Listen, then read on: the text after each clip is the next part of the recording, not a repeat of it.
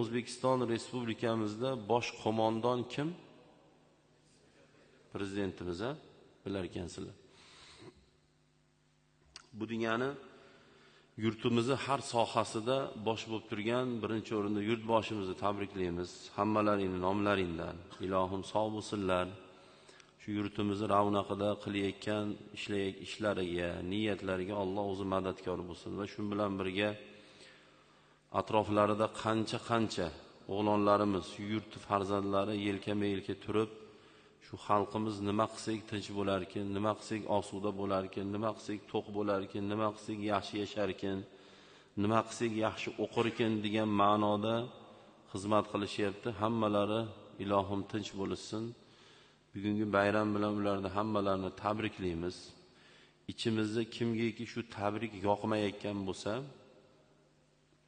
sizni biz tabriklamaymiz. Sabab o'zini vatanini yomon ko'radiganlar bor. Xuddi shular shu soxta salafiy vahobiylar bo'ladi. Vatanini yomon ko'radi. Hizbut tahrirlar bo'ladi. Vatanini yomon ko'radi. Hozir shu joyda mana gapiryapman. Shu yerda o'tirgan bo'lsa, mana Primoyda necha ming odam ko'ryapti? 3000 xolosmi? Xo'p.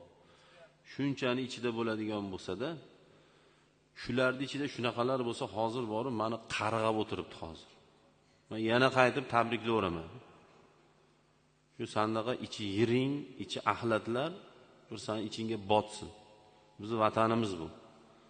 Yana o'shanaqalarga san deb murojaat qilib aytaman. San shu vatanga yomonlik qilish uchun nimani tiksang, eng kamida 10 barobar tikamiz biz. Eng kamida.